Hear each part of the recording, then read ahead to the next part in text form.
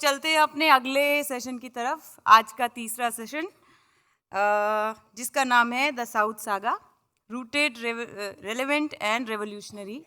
इसके लिए मैं स्टेज पे बुलाना चाहूँगी हमारे आज के मॉडरेटर सुचिन मेहरोत्रा को।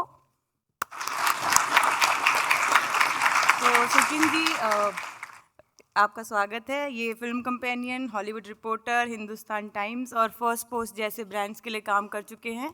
ये फिल्म क्रिटिक है और जर्नलिस्ट रह चुके हैं। तो I mean, I don't know how much I can say aside from the best way I think to summarize this group is it's not every day you get to say that you're going to speak to the filmmakers responsible for some of the finest mainstream films of the last few years. So please join me in welcoming C. Prem Kumar, Hemanth Rao, Vivek Athreya, and Christo Tomy.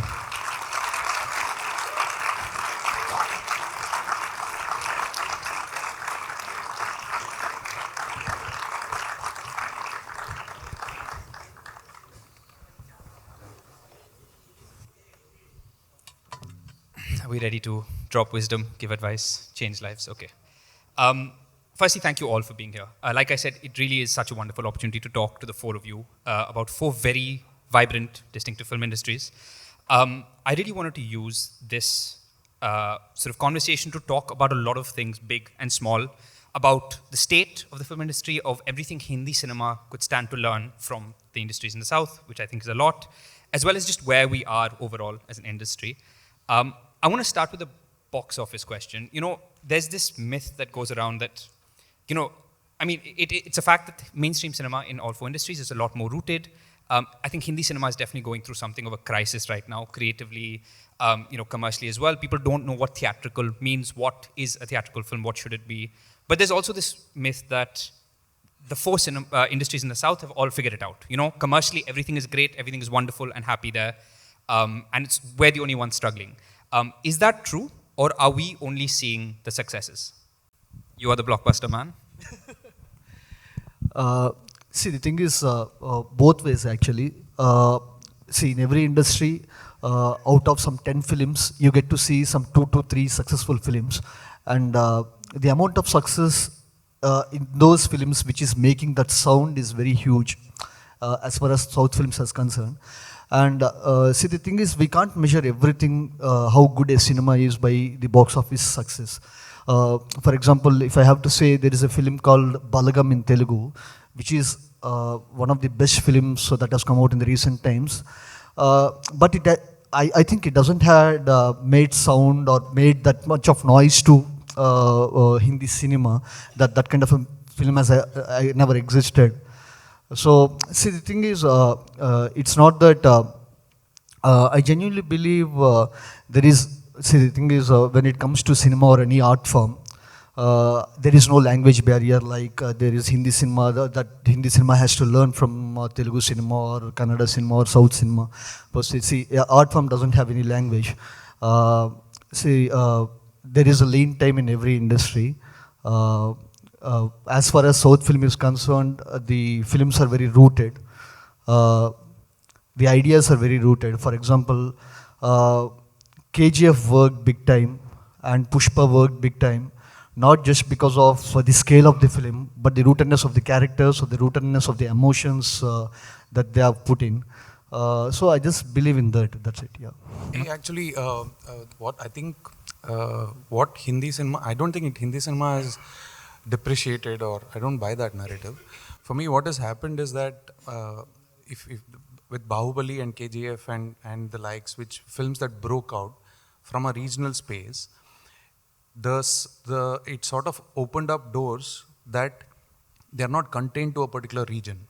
South cinemas before this happened were contained to a specific boundary, saying Tamil film will do well mostly in Tamil Nadu, Telugu films will do mostly well in Andhra Pradesh, and Kannada and Malayalam. What happened with Bahubali is that border sort of got dissolved when they showed numbers in other places. In Hindi heartland, when these films started doing well, it's basically encroaching on territory. I mean, not in the sense of, you know, an aggressive way, but it's how it should be. Story shouldn't have boundaries and film shouldn't have boundaries. So all along what was happening prior to this was that Hindi cinema was quite a big market in South. They used to release big. It's only flipped now because people, there is a certain, because of the world closing in, there's a certain identity about where you come from that take precedence from the audience. So that is why I think regional cinema has sort of opened that invisible door and they're able to see bigger possibilities. So that is a huge paradigm shift for Hindi cinema. And I think it is cyclical in nature. It's only a matter of time before we are already seeing proof of concept in the sense of there are actors from Bollywood who are working in Telugu films and actors from Telugu from acting in. So I think we are going through a very interesting metamorphosis of sorts, which will see us become Indian cinema. And I hope that happens. That's a very hopeful perspective. Prem, what about you? You made one of the most beloved films of last year with Mehrotra, but didn't make the biggest splash at the box office. Where is Tamil cinema today in terms of just the health of the industry? Health of the industry, yeah. If you ask about Tamil cinema, it's going through a problem, I would say, because we do get good movies. And to add the previous question, I wouldn't agree with that. That Hindi cinema is depreciating, because recently I watched Amar Singh Chamkila, one of the best movies I've seen. And Dangal, for me, always has been a big inspiration. Whenever I'm going to make a movie, I watch that movie. And what is lacking is we don't get much of rooted cinema from Hindi, which we want to see in future. That will be great. Something that we constantly used to get during the 90s and till early 2000, I think we used to get a constant supply. But now we don't see that. That is one thing. And Tamil cinema, what it's facing is the negative reviews has become a big problem over there. It's a huge problem. It is getting worse day by day, week after week. What do you mean by that? Like negative word of mouth, or what does that mean? Because we used to have reviewers who are we can call them reviewers. The breed what we have now, they are not reviewers. It's a different breed altogether, and their target is different. That makes me feel great. Okay. Yeah. Not everyone. But I agree with you, yeah. Yeah, I know. I guess you understand. So are you saying just people who try to just sort of talk big and just sort of pull a movie down for the sake of it? Because it's very uncivilized, I would say. The language, what they use, the way they talk, and what they target, it is very, very negative, and they are targeting the first week. They have an agenda. And they have an agenda. So once when you target the first week revenue, naturally the producers will come to you for their next movie. And the number of paid reviewers, it's more than 90% now. And the genuine reviewers are in fractions, I would say. And even the honest reviewers, I would say, they don't have the talent or the capacity to properly review a film. It's hardly one or two they are able to give a good review. And they have a very niche audience who listen to them. The rest all, they go by the negative reviewers. And you think that can have a really big impact for the box office? It is having, because they decide whether to go to the movie or not, to the cinema halls, based on these reviews. So that's a huge problem we are facing in Tamil Nadu. I don't know about the other states. It is getting very, very worse, and it has to be addressed. I hope the producers, either from within the state or from all the states, they come together, get some regulation on this. And Christo, we were talking earlier about Malayalam cinema, and there was this article that came out recently, which I thought was a very interesting look at where Indian cinema is overall right now, where Malayalam cinema last year had this insane year box office-wise, these excellent stories doing so well, Avesham, Manimal Boys. But then there was also a lot of talk of how there was record losses, and the industry overall is struggling. So, and I feel like that's true everywhere. The biggest films are getting bigger than ever, and everything else is struggling. So what happens to a film like Oladaku or Medagan, these wonderful human dramas, which is not about spectacle and mass. As an audience, we love those films. So is that film under threat now, do you feel? Not really, I think, because if you look at Kerala, last year is one of the best years we had.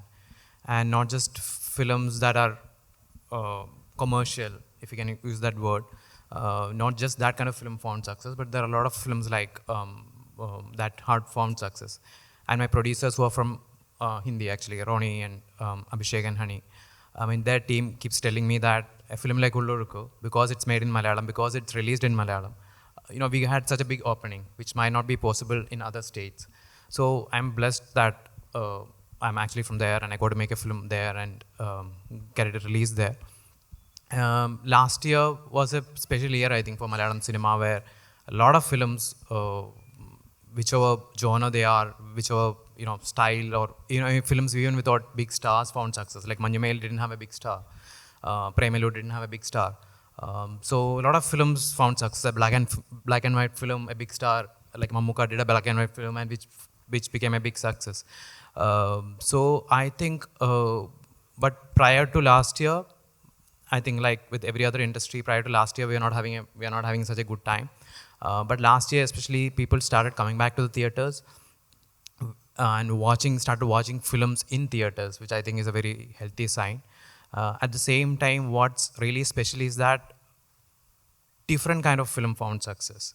Films across genres found success, which is again a great thing. Also, I feel like people, every Saturday, every Friday, every Sunday, people want to come to the theaters as a family and celebrate it. That has become, one of the main things to do for a family over the weekends. And when a film releases, there is a lot of conversation around a film. Like for example, when my film released, even though it does not have a male star, it was a female-led cast. There was a lot of conversation happening about the film, and that got the people into the theaters. And also, people not just in cities, people in towns and villages are willing to come to the theaters and have these kind of experiences, which are not typically commercial cinema. So that I would say is a good thing.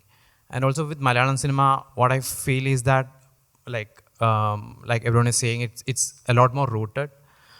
It's a little bit creator-centric industry where the director or the writer has a lot of freedom in the world they want to create and the stories that they want to tell. That finally shows when the film gets released.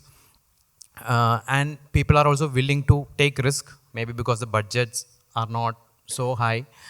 People are willing to take in terms of the style of the storytelling, in terms of the content they want to say, and even stars, like Mammootty did a Kadal, Mammootty did a Brahmayugam. So even stars are willing to experiment, and those films kind of having success at the box office. I think now more and more producers are willing to come forward and back those films, which I think is great. But I do think Malayalam cinema is this wonderful exception that so many of us cling on to on every level. But one thing I want to ask all of you, which is I think something that a lot of filmmakers and screenwriters are facing in every industry. This idea of if you're making a theatrical film, go big or go home, Hemanth, you've said that your film this year is going to be one of the biggest Indian films of the year. Prem, you've said that after, your next film, you might be making an adventure survival drama. Vivek, you said on a roundtable that you get a lot of calls from producers saying, go big, So is that the state of things? You're all successful, celebrated filmmakers. Are you getting calls and, being told, give me a cinematic universe, pan-India, Pushpa, just go big? Is that the pressure right now? I said I hope it becomes the... I hope it becomes the biggest film of the year. But with regard to it is a bit of a conundrum for me as a writer now, because see, the problem I see is that everybody is going for one particular ceiling, which is that 2,000 crores or 1,500 crores. Now every film can't make 1,500 crores. I am trying to see how I can get an actor to look at 400 crores and it's still money, no? It's not 400 crores. 400 crores is a small film now? No, making a small indie film, 400 crores. I'm just throwing numbers, but what I'm saying is, see, you have to look at cost of investment and ratio from a business perspective. You're putting in 2 rupees and you're making 2.1. It's not really good money. You will get exposure, all that. There are other, sort of not measurable through money sort of a metric. But you can also make a film that is 20 crores, 30 crores, but if you can make 60, 70 crores, that is still very good money, right? I think that needs to change, and I am hoping to sort of have that, regain that conviction. I always keep saying I try and make, I make my film like it's my first film and it's like it's my last film, because I have to give everything to it, right? So I am trying to make sure that it's a very difficult thing to ignore when everybody, the entire ecosystem is very harping on the same thing about it has to be big, it has to be big. I am very insecure as a filmmaker right now because I'm like, what is it that the people are coming to the theaters for, right? How do I make it worth their time, but at the same time, not make a film that even I can't identify with? So figuring that out is a problem that is increasingly becoming bigger and bigger, but I'm trying to figure it out, and it is exciting. So, because there's nothing like, I was just discussing with the guys backstage about whatever you do, the ultimate high of having your film release on a Friday, nothing can come close to it. So I want the theatrical experience, but I also, it's like the playing field should never be left, without a fight. So when there's somebody who's always trying to make a big film, films like Mehrotra, when I saw it in the theater in a packed audience, I was like, somebody's fighting that fight. So, we'll continue fighting that fight. Let's see where it goes. But Prem, how difficult is it to fight that fight? Because, you're making these films that go straight to our heart. You feel every moment of it. But is it getting increasingly tough to mount those films in the current theatrical space? It is getting tough. No denying that. It is getting tough because, as you rightly said, few people were interested in making the scripts that has a bigger budget. Because till the release of the movie, all people or the media, what they talk about is the scale of the movie. Only after the release, the quality of the movie or what the movie is talking about, the emotion of the movie, only it comes much later. Like probably, after the trailer is released or after the release of the movie, it slowly picks up. And there are several examples in the recent years. So that is a problem. But once when it comes to the OTT, that's when the actual feedback of the movie comes, which happened to Mehrotra. So that's when they talk about the actual movie. Like a second release. And not the numbers. Yeah, it's like a second release. So that is a problem. So if we can, somehow strike a balance, it will be great. But since I have a mixture of, budget movies and big budget movies, and I can see, even after Mehrotra, after the response it got from, from the OTT release, I can see a lot of big producers coming and asking for big movies. They are not asking for movies like Mehrotra. They are actually asking for big movies. That's there. Vivek, what about you? You already make these wonderfully playful, inventive blockbusters. So even you are being put pressure on to go bigger than that as well. So that is there always because we are surrounded by the people. Because someone, as your colleague or fellow filmmaker, was able to achieve it. Everyone tells that, why don't you do that? But the thing is, if the content allows you to do that, do that. Don't go big for sake of going big. So, the problem is, if your script doesn't allow to go big, if you go big, just to prove that you are a director who can make a bigger film. If you do like that, it's waste of energy, waste of time, waste of everything actually. It doesn't make any sense. An audience can see through that, big for the sake of big. True, actually. And, Exactly. And the audience actually doesn't care about scale. It's like if you look at the number of films that have done well, it's not because the film is mounted at a certain scale and there are like 50,000 people who are being shot. 5 people being shot also creates the same impact if the story has enough. It's what we call the Saho problem. No, it's all India problem. see, nowadays having a virginal script is gold. It's much bigger than anything actually. So, the thing is, when after watching Malayalam, one of my friends told me one interesting comment about the film, that the aftertaste of this movie is so good that I don't want to watch any other film for at least 2 to 3 months. So that's a big statement actually. And it's accurate, yeah. See, the thing is, having a smile is much bigger than, more than the adrenaline rush, I feel. Adrenaline rush probably, or whatever the high you get, may get diluted in an hour or so, but having that smile is very more important. And doing a film like Malayalam and doing a film like Saga and Ululuku is a far more difficult thing nowadays, actually. So And they stay with you much longer. Sorry? The films stay with you a lot longer than the average commercial success. Yeah, very true, very true. See, the thing, when it comes to Malayalam, a lot of people, few of my friends they told me that it's an OTT film. Okay, but when I watched it in theater with a full crowd, it's altogether a different experience, which I didn't get it while watching it in OTT. So after COVID, probably people are tagging the films with this is a OTT film because it doesn't have the theatrical experience.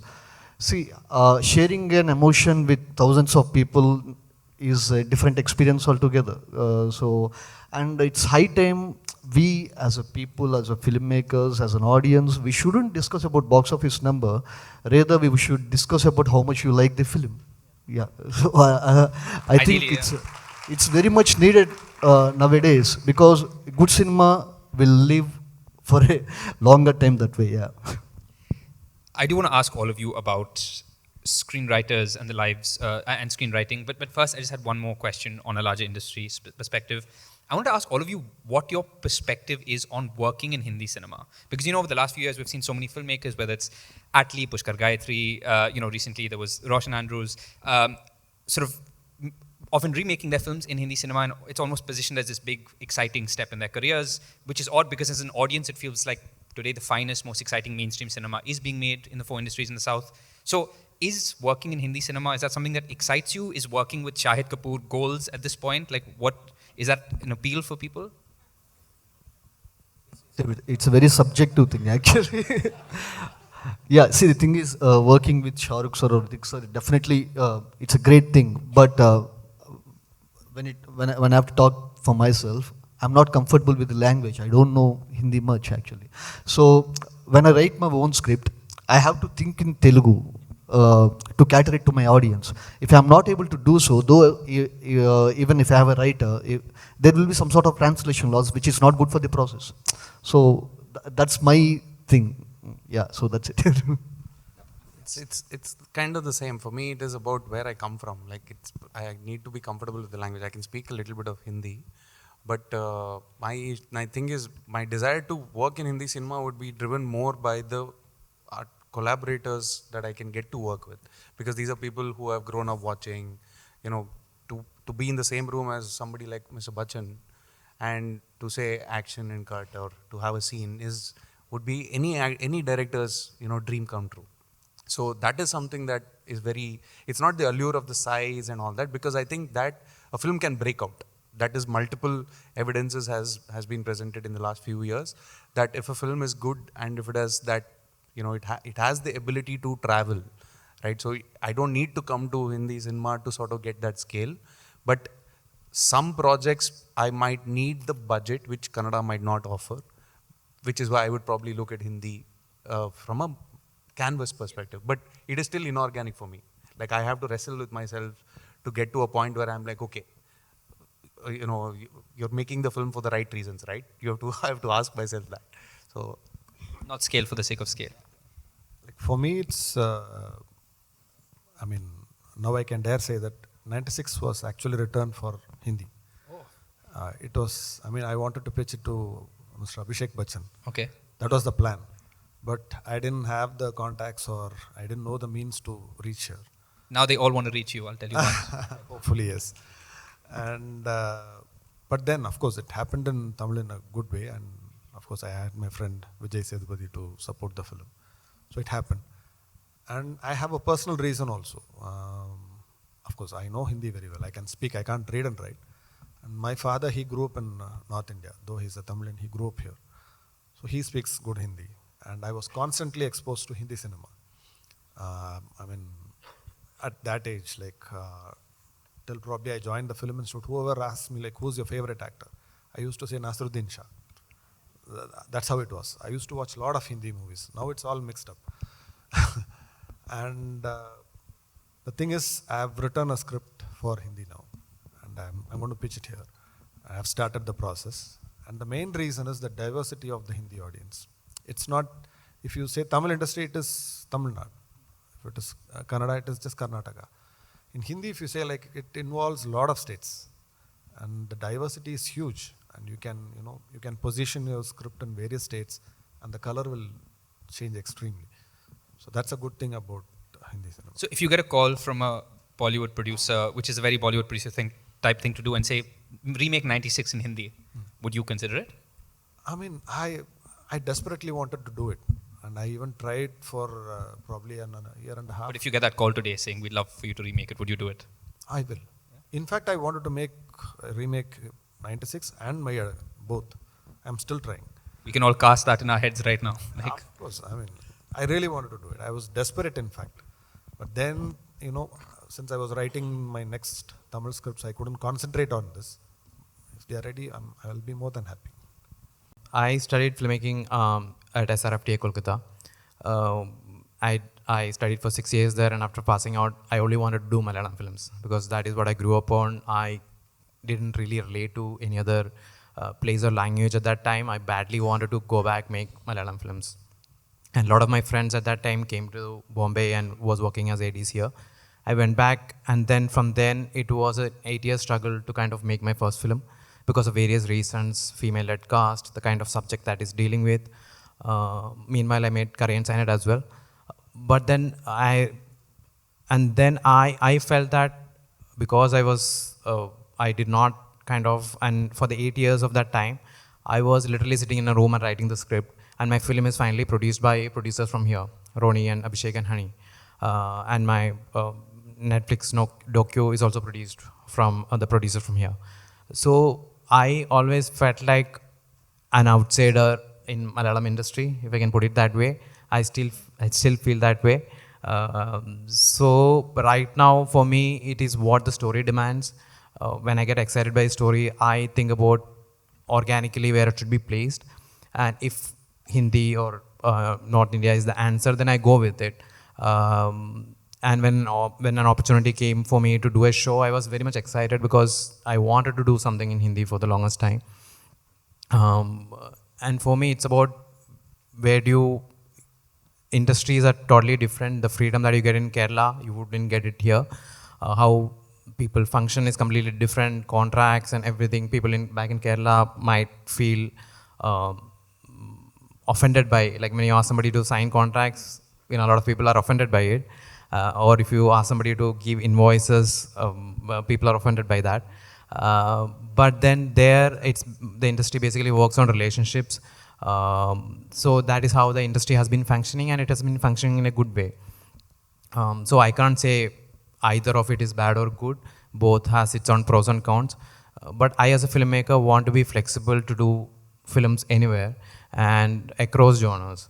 So there are a couple of features that are in conversation, that is set here in Bombay. So let's see what happens. Fingers crossed for sure. And I want to ask all of you what the life of a screenwriter is like in the 4 industries in the South.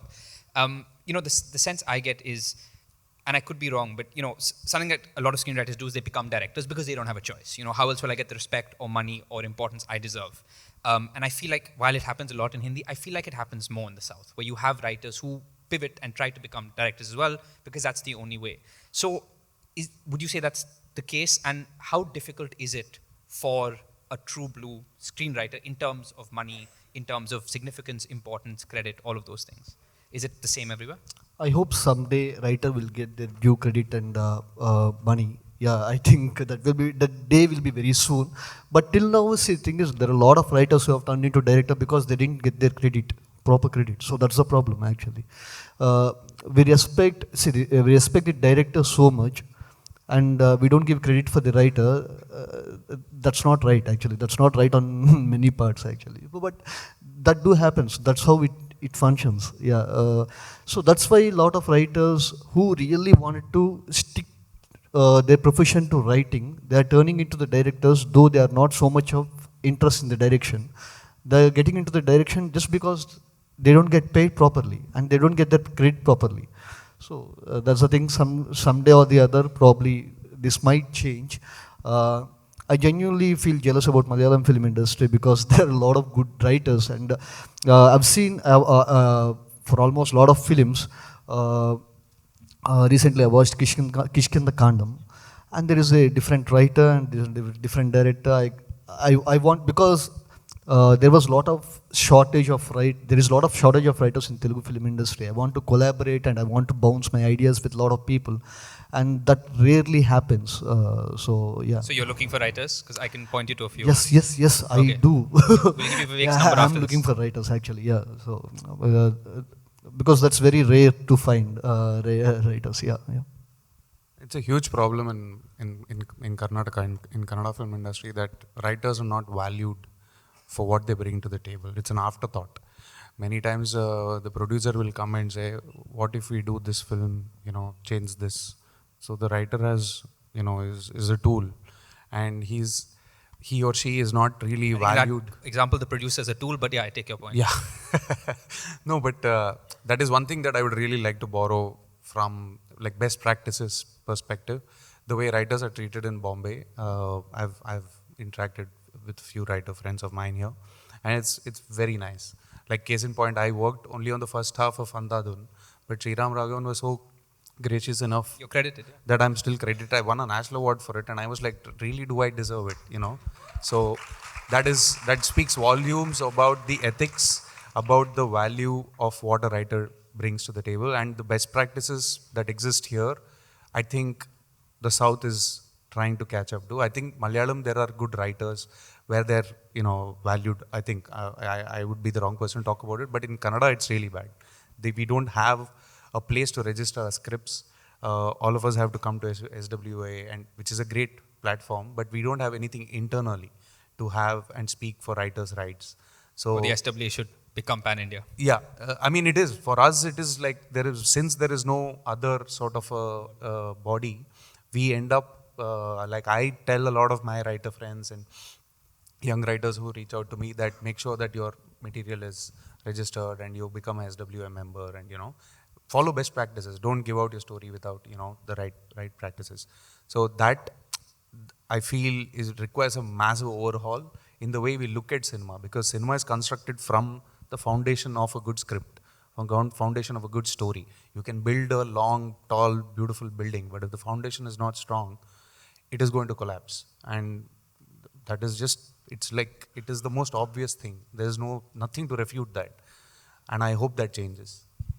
I mean, they would all know better than me, but I will say even in Bombay, it is still not always the best picture. I mean, there was a recent film called Mrs., which is a great Indian kitchen remake. And in a spectacularly insecure move, the producers didn't even credit the writers in the trailer end slate, which is bare basic. So that stuff is still far too common here. But Prem, if I'm coming to you and I'm a screenwriter and I'm saying, give me life advice, I want to make a living, I want to write good. Is your advice just become a writer-director? Is that just the most sensible thing to do? Is that my only choice? No. I feel this getting independent writers, it is a must for our Indian film industry. It will change the course. Because what happens now is the directors who used to write, I mean, like even I came in as a writer. I wanted to become a writer. I was forced to become a director, and direction was not my choice. I was forced to. And even now I can write probably like 5 scripts from my life, my experience. Then I'll be kind of out of ideas. It might take some time.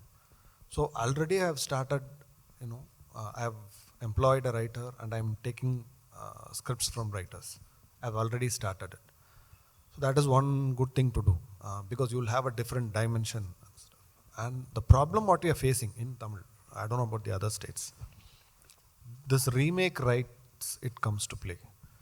Because as a director, when the movie is being remade, you get a percentage. So for that, what they do is they do a lot of, undesirable things. They take the script from someone, they take an NOC from them saying like, now it's not theirs. They can't claim anything from the director. It becomes the director's script. They will put like written by XYZ. And a lot of problems are coming from, that kind of issues. Because the writer, like, he'll be in the assumption that he will get his name and he will get a break from that. But nothing will come out of that. So because of that, they take portions from this writer, portions from some other writer, and you know how it will turn out. Those are very inferior creations. But in Malayalam, and during the black and white era of Tamil, we had some really strong writers. When they come, people used to stand up. That level of writers we had. When M.T. Vasudevan Nair, when he passed, it was almost a state level mourning. We need writers like that. Because even in Tamil, some movies were remade. that are written by writers from Malayalam. So that's how it should be. We need writers, and the writers have to be strong. They have to look out for each other. And they have to be, if they are weak and if they are just giving away their scripts like that, then nothing is going to change. Christo, what is it like in Kerala right now? And because from the outside, as we're all saying, it does seem like writers are given due respect there, but even monetarily and things like that, is it a better place to be as a true blue screenwriter who's not a director? I can't really answer that, but happy to hear from you guys that you're all looking up to Malayalam cinema and the writers. But I think where that is coming from is also that in Kerala, literature was a big thing. When I was in college, everybody used to read, and it's not just somebody who wanted to make films or who wanted to write. Everybody would know about an O.V. Vijayan or M.T. Vasudevan Nair. So people, this was part of their daily life. And even if you go to Kerala now, there are a lot of small festivals happening in different corners, like in towns and villages. And there are a lot of public participation, and not just the youth that is coming there, but a lot of families come for these festivals and watch international cinema. So I don't know if that is happening in other states and other part of the country.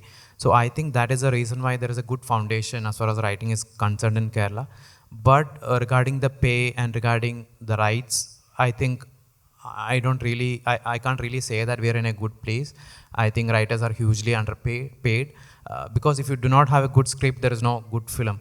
So that the money that I put into writing is still very minuscule. That has to really change. And once that changes, I think the quality of films will even get better. And but one thing that is good about Malayalam cinema is that I have not got it, but I have heard this, that you get a share of IP. Which is rare. Yeah, which is rare. So the IP, so IP is shared between the writer, director, and the producer, equally shared. And if you are the writer, director, and then there is a producer, it's 50-50. Otherwise, it's 33 something. So that is a good thing. But payment-wise, it's still very low. But Malayalam industry is also very, like I told earlier, it's very creator-driven. So a writer and director would have a lot of say in the script and how they want to tell the story. The producers, I don't think will get involved that much or will dictate and say that we want something like this or that. Of course, if something has a budgetary constraint, they would say that. Even the stars, I think they are open to new ideas and new experiments and things like that. So that is good. But I think the writer's rights have to be secured more, and the pay has to come up, no doubt. But that IP thing is very heartening for sure. Because in Bombay, the average writer definitely has to be writing 3-4 projects at a time to make an acceptable living because the payment structures are so wonky. The other thing that I find very interesting about a lot of the films made in the South is, correct me if I'm wrong, if I have a script and I feel like this is a great film, I want to pitch it, you're often pitching to individual producers, whereas here there is that corporate entity, there are sort of corporate producers, there are platforms. So I'm curious to get all of your perspective. What are the pros and cons of that? Would you rather be working with an individual producer who has a power, or is there an advantage to the entire sort of larger structure? It allows, it's a huge disparity between the two industries, and South and Bollywood basically. The ability to pivot and make big decisions is drastically easier down South. Because you have to convince one person. You just have to convince one person. I go into a room, talk to an actor or a producer and pitch the idea. He sees some spark, film is on. Like we are already discussing release dates. It doesn't happen like that here. The script goes into storytelling by committee. So that a lot of people are writing material that they are not, that they themselves don't have conviction in. That happens a lot in Bollywood, in my limited knowledge and what I have been exposed to. But in down south, at least in my personal case, I'm getting to make the films that I want to make. Right? I write a story. This is the story that I want to write. I take it to a producer, and it gets done. So there are pros and cons. That is a big pro. The con is that the oversight, especially when the project becomes bigger and larger, the control in terms of the creative, financial is resting on just two people. Right, and it is a lot is at stake. So then if the actor comes in and he or she brings that, no, I want it this way, then it immediately shifts gear and becomes something else. So that is a disadvantage. But at the same time, you are also getting to make the film like how you envisioned it, and it's a lot more rooted. You don't have that marketing meeting at a pitch, right, where you are trying to figure out what your target audience is. It is immediate. That is a huge advantage. There are a lot of disadvantages. Because I've reaped only the advantages, I might have a bias towards the disadvantages. Yeah. But even Tamil and Telugu, it feels like that might be the case now. It wasn't the case a few years ago. So would it excite, the two of you to do a show? And why do you think that pipeline of, that level of storytelling is not coming out, or investment is not being put into shows from those industries? I think with Kannada, there is almost like it's not even considered. Kannada is not even on the plate for any of the big platforms. They have categorically told us that they're not going to pick up Kannada films. And it's a problem within the industry because we're not producing good talent, good writing, good shows also. I mean, good films also. I understand that. But I think if you look at it from a slightly zoomed out perspective, the biggest shows of Netflix and Amazons and all are basically non-English shows. Narcos was a Spanish show. Squid Games was a Korean show. So it is not language dependent as to why a show has to break out, right? It is more about who is willing to make that show. So when you the beauty of India and at the same time disadvantage for creators is that it's like Europe. It's a country within a country. There are so many different languages. There's so many different cultures. When you come to Bombay and you set up your office in Bombay, it's like Netflix goes to UK and does their head office in UK. The chances of them producing more English shows become higher than a German show or a Polish show, and so on and so forth. So they will eventually because each space is like entering a new kingdom, talking to the respective different kings there and understanding the mahol there. So that is an ongoing process, and I think they are trying to solve it in the best way they can. But I certainly hope in the next 1-2 years that Kannada gets at least a shout out for good films that are coming out, because there are no institutional production houses, very few, except for like the top 1 or 2. There are no institutional production houses that is regularly producing films. So from a corporate's perspective, they're right to sort of ignore it, but at the same time, it is not right that a language that is produced, a KGF, a Kantara, is not getting picked up. Even from an audience perspective, if a film like yours is being made, it's a real tragedy if we can't access it on a streaming platform. Yeah, no, I've tried multiple times to get films like the kind that I have made from other people to stream, to streaming services, and unfortunately, I get their perspective, but the thing that is heartbreaking for us is that the entire language of cinema, cinema from a particular language, is not getting the platform. It's just being looked, and it will change eventually, but hopefully it will happen sooner than later. For sure. Prem, Vivek, is the idea of a show, is that something that excites you as a writer, as a creator? See, the thing is, when OTT platforms who are approaching the filmmakers, so there are, because we are right, nobody wants to sit and write for a show because they are interested in it more than releasing the film in theaters. Okay. So they want us to be showrunners and want to hire some of the people who's of our taste and who's like assisting us to look into, and they want us to supervise the product. So it is like that actually. So I think it's too much of a process where we are working on our own scripts, and we need to look after another script, and we need to supervise these things.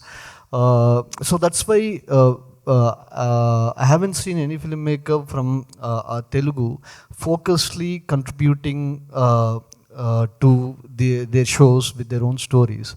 I think if that happens, probably we get to see good products. I think hopefully we'll get there actually. I believe Netflix is making a Telugu show this year. Yeah, it's happening. Hopefully that starts things. Yeah, it's happening. Prem, what about you? Would we see a Prem Kumar show at some point? Yes, I've already started writing. And I'm telling you right now, the feedback 6 months to 1 year, it'll definitely, that feedback loop is not going to come back fast. And it takes little more time because it's based on real life incidents and characters. So I will take another year or maybe 6 months to finish it. And when I started pitching it, people were on for a shock because it is full of violence and bloodshed. That's not a problem. They want that. I mean, they didn't expect that from me. Okay. So I had to explain. They expected a very, romantic or an emotional thing. So yeah, so I've already started, and even I'm planning to do a original movie for a OTT platform. I mean, because it's more for that kind of an audience. I'm not trying to separate, but it's more for this thing. So I'm game for that. And the problem again is we don't have dedicated screenwriters for a series or for an OTT platform. We still have writers who write for commercial movies. And even there, the problem is we are getting writers who are novelists. They can't do justice. We need screenwriters. And people are not able to, even directors or producers, I'm saying, they are not able to differentiate this. They are employing, novelists to write a screenplay.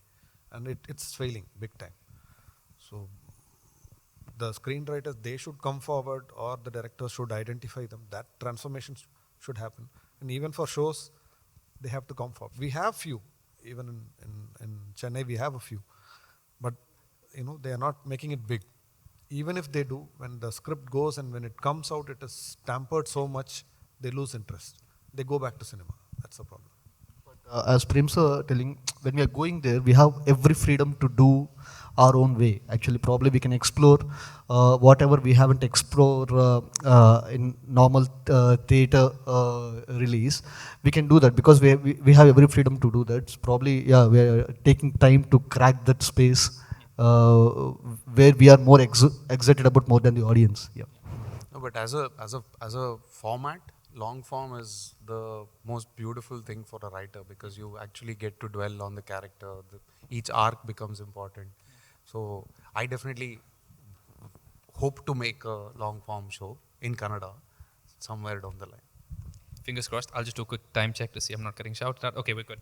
I wanted to ask, both of you have said you're looking for writers. Maybe you'll get hounded after this. But I want to know, is there a lesson, Hemanth, you co-wrote Andhadhun, you found producers in RSVP. Is there a lesson in there about if we are moving to a single Indian film industry? If I am a screenwriter sitting in Bombay or Chennai, should I be considering reaching out to producers in other cities and other industries? How do I go about it? Do you think it's an exciting time to do that? Or will it be just very difficult to do? I think it's a perfect timing to do that now because a lot of good writers are sitting, without, they're getting commissioned work, but it's not converting. There are a lot of people in South who are looking for writers. So it will be great if that, sort of confluence happens. I'm looking for writers actually. I would love to collaborate with. We'll share your number. See, we are all looking for writers because we need bounce balls. As Prem sir told earlier, after some 5-6 movies, so we are short of ideas actually. We really don't know where we are going. So to keep the chain moving, actually, we need to rely on the writers. Yeah. So that's the thing. So writers have a great space now, and that too after COVID, people have exposed to world cinema or world series or whatsoever it is. To get an original idea is very, very rare and it's very, precious. It's a gold now. So, yeah. Prem, what about you? If I want to pitch to you, how do I do it? It's easy. You just have to contact me. That's it. And it's yes and a no because if it is a basic storyline, yes, anyone from anywhere can just come and give it. You can regionalize it and you can do it. That's not a problem. But if you are making, if you are someone who's making rooted films, then you should get your writers from your own region. That's when I can't take Uluruk and I can't do it in Tamil Nadu. We don't even have that kind of a monsoon. It's completely different. It's a very rooted film. Whereas some scripts, it is universal. You can just easily regionalize it and you can do it. So it depends. It depends on the kind of content you have. But when it comes to Chennai, the Tamil film industry, they are actually open to writers. You can easily come, you can pitch your ideas, no problem at all. I think the good thing with Malayalam is that because the films have been doing so well, a lot of studios from here are keen on doing Malayalam films. So they're reaching out to writers and directors from Kerala, and they want to come and do films there. Of course, one of the biggest reason is that the budgets would be less, and the success ratio according to them would be more because films are doing well in the theaters. A lot of writers that I'm working with from Kerala also, they are keen to kind of work in Hindi and explore the opportunities, and they are very aware of the kind of films that are being made here. So I think But is the appeal scale? Is that the appeal that I can go bigger in terms of budgets, in terms of my story? yeah, I think that should be one of the appeals because you will be getting better paid for sure as a writer if you're writing for a Hindi film. And there will be contracts, there will be tranches in which your payment is made and things like that. I think that would certainly be a plus for the writers from there. But at the same time, I think not everybody is keen on doing films here because when you're working in Kerala, that would give you a lot of freedom. You're working with your friends, you're working with people you know for a long time. So you completely trust them. There is not even a need for contracts for them. And they are also have a relationship where they're comfortable. Nobody is going to force something on you. It's a mutual, it's a place where there is mutual respect and nobody's would say that, okay, we need so and so things in the interval block. No, nobody's going to say, no, this thing we can't do in the climax and things like that, of course. But I think when a lot of people are also skeptical to come and work here is because you'll be working for a corporate mostly. And then, like we told, the feedbacks take a long time. They would have a lot of suggestions, which You would can write a trilogy in that time. yeah. So those things I think writers from Kerala are not used to. They are used to writing a script, and if the director is happy, they want to go and make it. They are not used to a producer giving multiple rounds of feedback, and then you waiting for months to hear back from them. So a lot of I know that a lot of big directors even drop projects because I don't want to do this. I can happily make my film, do a draft with the writer, and we get to a stage where I'm happy with the script. I go and make the film. I don't want to wait 6 months to get a feedback and then do another round. And like Prem was saying, the people keep changing at the other end. It's not an easy thing to deal with. But I have to say, the rate of churn in Malayalam cinema is insane. From the point of the germ of an idea to a script getting written to shooting it and releasing that film, I don't know any other industry that does it that fast. It's insane. It's wonderful, but it's... Yeah, I can also talk about it from outside only because my film also produced by a corporate. So I think it's partially true because as soon as an actor get excited by the idea, they want to immediately do it. Of course, if it is big superstars, their date has to be sorted.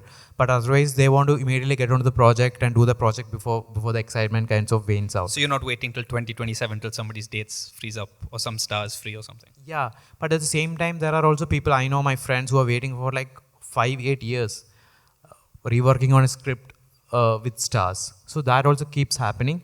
But of course, the ratio is slightly better, I feel, in Malayalam, where the process is a little bit more faster because individual producers, they don't have to go through this corporate setup to greenlight something. If the actor likes it, they're immediately like, let's shoot at the fastest available date. So the process is much faster. It's less frustrating. The wait is less frustrating in that way. And if you have friendships and relationship within the industry, then I think it's one of the best places to be in. I believe I've got some audience questions on my WhatsApp. Oh, I do. Okay, great. Okay, I can go for this. Given that our society has been largely patriarchal, how has the representation of female filmmakers and writers changed in the industries in the South in the past few years? It's a great question to ask a Manal. I'll start with that because I struggled 8 years to make a film with a female lead. It's not easy. So the financing was really tough to get. Yeah, it was difficult to mount the project, and it is also a project which required a certain kind of budget because it had floods and things like that. So it was really difficult, and I don't think I would have got this kind of budget if I was making it with producers from Kerala. I got the budget I got because RCP was involved and McGuffin was involved. So when you're trying to mount a project with a female star, it's really difficult. I would think twice before doing a theatrical with a female lead. I mean, no offense, but it's that difficult. And all the logistically, just mounting it would. Yeah, financially mounting the project is really difficult. And even if you have a female lead, you want to have a male star opposite. For example, when people would ask me who stars in a film, I would say Parvati and Uroshi, who are like huge. Yeah, huge. They would still ask, like who stars? What they mean is that for them stars only mean male stars. So that is what the situation is, and it's difficult. And in the other aspects of the industry, like whether it's directing and whether it's writing, I think a lot of female talents are coming up, and the environment is also getting better for them to find success and find work. So that is getting better. But mounting a film with a female star, from my experience, is still difficult. Sad but not surprising. Vivek, do you want to add something? It's the same thing actually. Mounting with a female star is a very difficult thing. Because that's the dream, right? To see a big mass film with a female lead. I mean, that would be... But it did happen. Nagashwin, one of my fellow filmmakers, he did a film called Mahanati. Mahanati, yeah. Which got national applause all over the India. And he mounted the project in such a smart way that the lead is Kirti Suresh, and surrounded by small cameos like Vijay Devarkonda. And the story is about Savitri Garu, actually, who's a renowned actress back then. So the thing is, it is possible, but producer has to take that leap of faith in you that you will do something magic with this too. So it is all about the trust. Yeah. So I understand it's a very male-dominant industry everywhere, not just here in South or North or anywhere it's male-dominant. But producer or whoever the film is making, the director has to trust the actors, and producer has to trust producer has to trust the director. So it all happens on the trust basis actually. Yeah. Which I hope would be easier in a world of individual producers, that just one person has to take that punt. And Prem, there's a question for you. In a film like Mehrotra, most of the things are happening internally in the mind of the character. How difficult is it to externalize the feelings in the story, knowing that the climax is not going to be the, in quotes, commercial climax that the audience might be expecting? There's nothing big or explosive happening, and you have us from the first second to the last moment. How difficult is that on a writing level? In fact, it was fun. It was very enjoyable. I didn't face any difficulty, not even while pitching the script or getting the actors to perform it. It was actually, it was very relatable for everyone. We had a synergy, and I could see the actors were enjoying more rather than taking it as a challenge. It was very, very enjoyable. Not just the lead actors, even the supporting actors, they were enjoying. They come for one scene and they go. Even they were enjoying it. So maybe like when it got released, few people couldn't, instantly relate to it. But after that, when I went to Kerala, people were taking references from scenes and here and there, and they were quoting it. So, be it relating to the audience or for instance, making those, shooting those scenes, it was enjoyable. I didn't face any difficulty. I don't even get the question actually.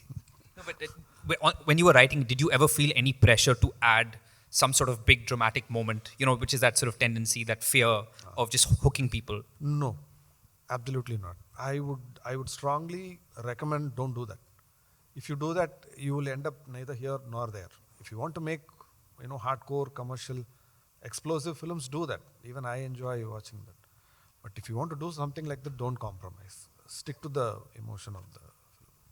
I'm just going to slip in a question of mine. I wanted to ask all of you, there's this other sort of big talking point within Hindi cinema, which is the idea that Hindi cinema has lost touch with sort of it's all about the multiplex audiences. That's where everything is. It's the urban audiences, whatever tag you want to give it. And the single screen audience, that's the one that's sort of lost interest in Hindi cinema. So for all of you, when you are trying to mount a film and really trying to grab the largest audience possible, is there a different part of your brain operating when you're thinking in terms of single screen or multiplex, or even trying to really make sure this film can reach out to the widest amount of people? Is there a different part of your brain that's working? Because that is a complaint that you don't hear from the industries in the South. Call it rootedness, call it whatever. There is a sense of connect that they have, whether it's a single screen or multiplex. I think relevance, actually. How good your script is relevant to the major number of audience. So if you're terming it a single screen audience, I think what to say, very Western rom-com might not appeal to them actually. So the emotions or the sensibilities in a rom-com might not appeal. I'm not saying that it will not appeal at all. might not appeal to them. Whereas a mystic drama like Kantara might appeal to them because there is an intrigue in it. They were so intrigued that, okay, what's going to happen in this town? What is this God about? What is this God is about? So there is always this intrigue, and that rootedness and relevance is what that went amiss. Is what I felt actually.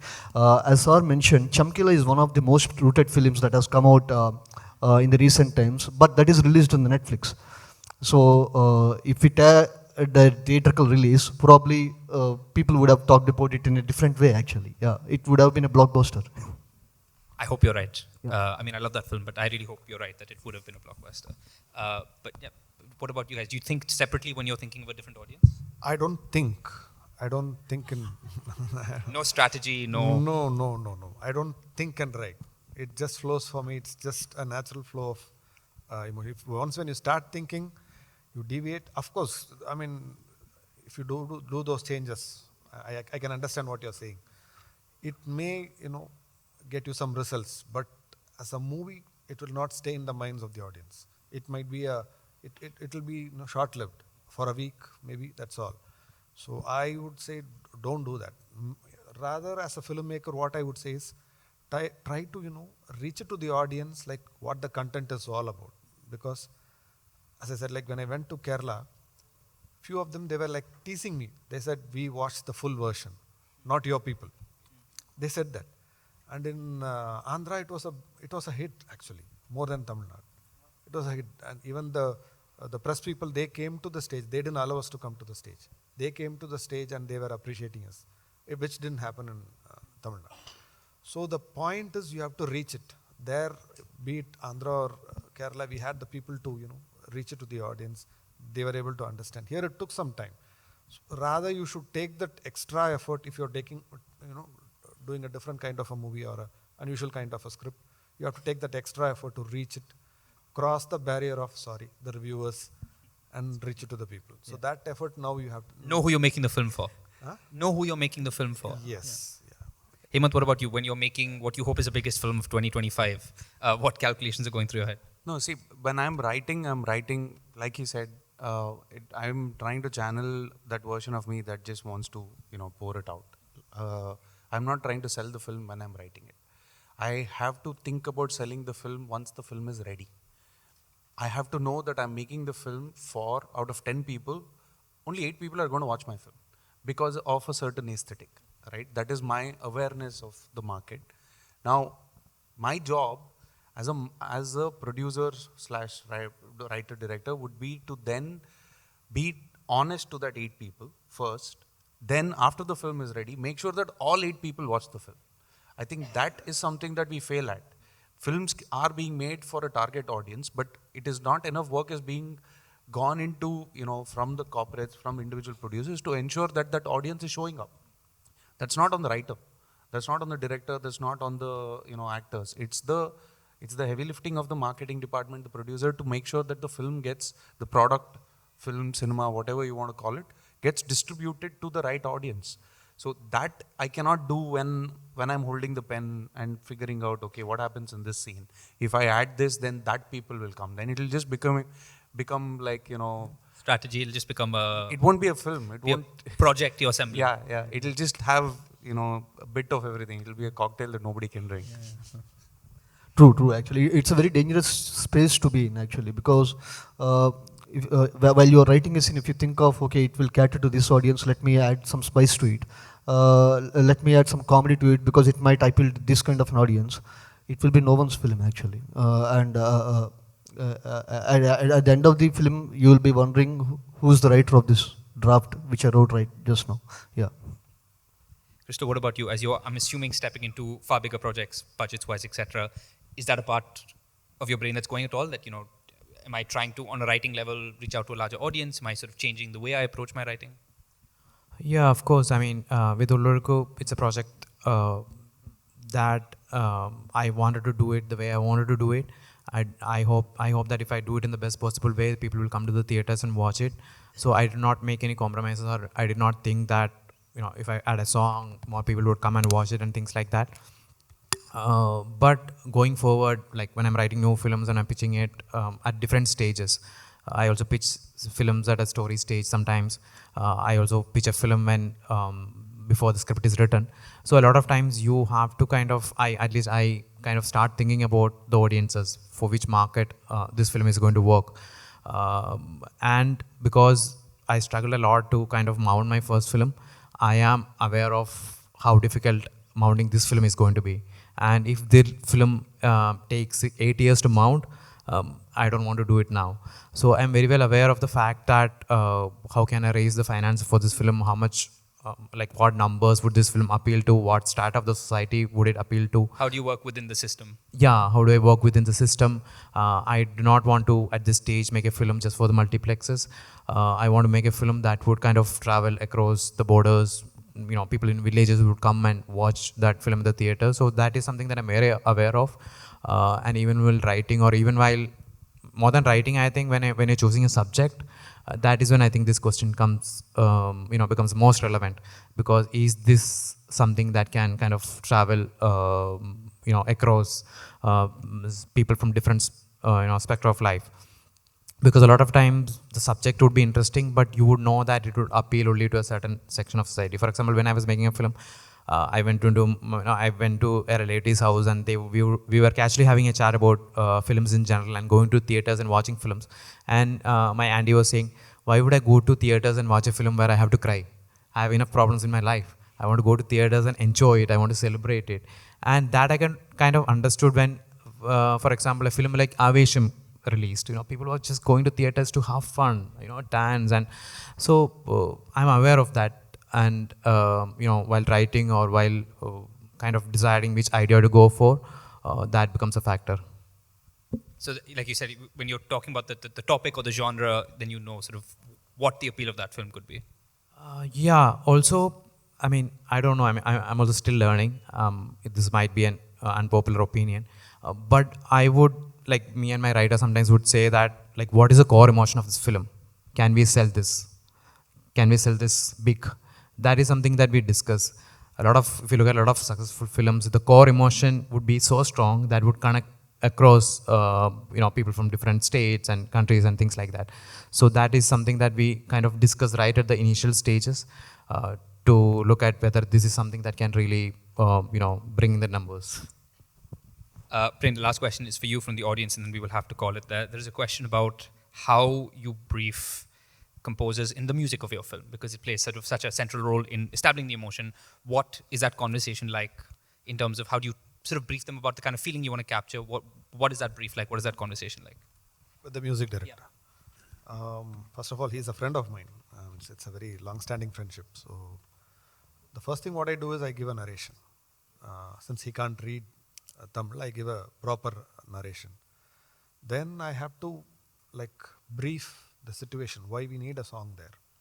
Because wherever I position a song, it's a situation where I can't express that emotion with dialogues or just expressions. So that's where I need the lyrics, the music to substantiate, to make it more stronger and enhance the emotion. And also enable me in conveying what I want to convey. So that is where I need songs. Otherwise, I don't just keep a song because probably for 20 minutes we haven't had a song. That's not the thing. So there is a purpose, even in 96 or Mehrotra, that is the reason. And then the key thing is, when he composes, I sit with him. Probably for a day, we might not even do anything. Sorry. But I sit with him. Because suddenly he'll come up with a doubt. He'll come up with a tune which can be used in a different situation. So I spend time with him. So that's how we get.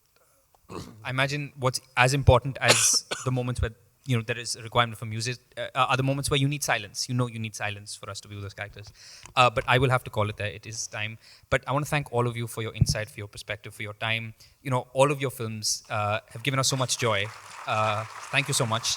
And we very much look forward to everything you do next, from shows to movies to remakes to the biggest film of the year. Thank you so much. Thank you. Thank you.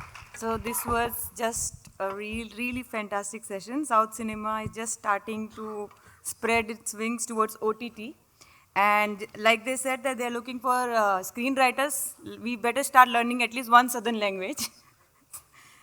So इसी श्रृंखला को आगे बढ़ाते हुए हम अपने guest को सम्मानित करेंगे और इसके लिए मैं स्टेज पे बुलाना चाहूँगी दानिश जावेद जी को, जो लिरिसिस्ट हैं, स्क्रीन राइटर हैं और SWA के ट्रेजरर हैं. दानिश जी. और इन्हीं को ज्वाइन करेंगे सुदीप निगम, जो हमारे EC के मेंबर हैं और स्क्रीन राइटर हैं.